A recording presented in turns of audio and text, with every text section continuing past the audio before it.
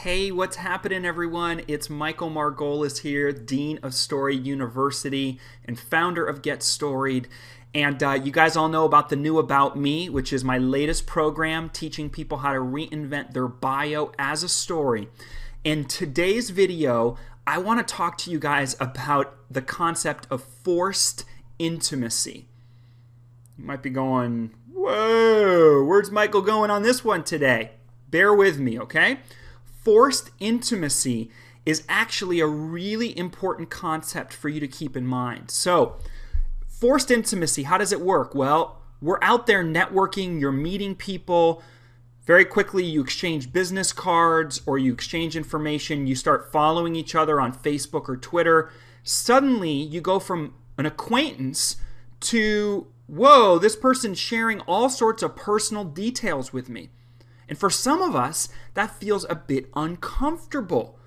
It's like, dude, I don't really want to know what you had for breakfast, much less seeing those pictures of you smoking out of a bong on the weekend, right? It's sort of this whole notion of over-disclosure.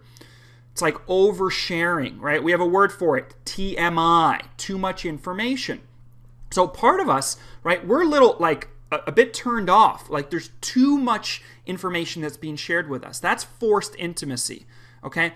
Now there's a balance to it, okay, which is you win a lot of points, okay? You build trust with people through personal disclosure, right? That's actually one of the biggest secrets to team building.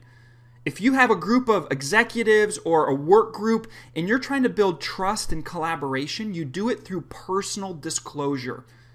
Okay, so it's an interesting creative tension, right? You have to share in order for people to find what are the things that we actually have in common. And when we discover things we have in common, trust starts to build.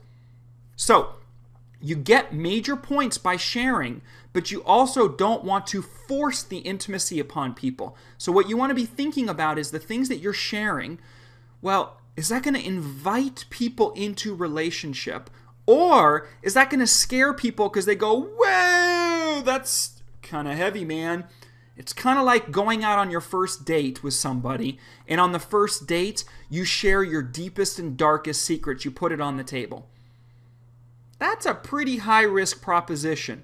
Odds are the other person is probably never going to see you again. It's not always the case. Sometimes it's love at first sight, and there's such an incredible bond and connection. People, the sparks are flying, the whole bit, and you both start sharing and revealing a lot. Okay? But so there's a bit of a fine dance here you want to be thinking about, all right? It's fundamentally critical that you share.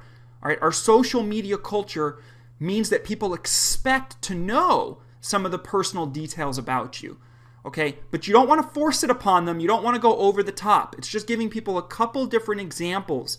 Maybe you have, you're somebody who's gone and visited, 25 like baseball stadiums, and it's like, and that's like one of your like total geek obsessions. Or maybe it's gardening, but it's more than just like listing, I like to garden, I like to go hiking and do yoga. It's like tell people a story in your bio about the things that you care about. And similarly, share those pieces on Facebook and in social media. The ultimate acid test is if you care about it, all right, if it has meaning for you, then it's okay to share with other people. All right? Or better yet, if it doesn't have meaning for you, absolutely, don't share it with other people. Take that out. All right? So think about this forced intimacy. It's playing out every single day. Learn to take advantage of this and how you can actually succeed through effective personal disclosure that helps people become more familiar, more connected, all right, with who you really are.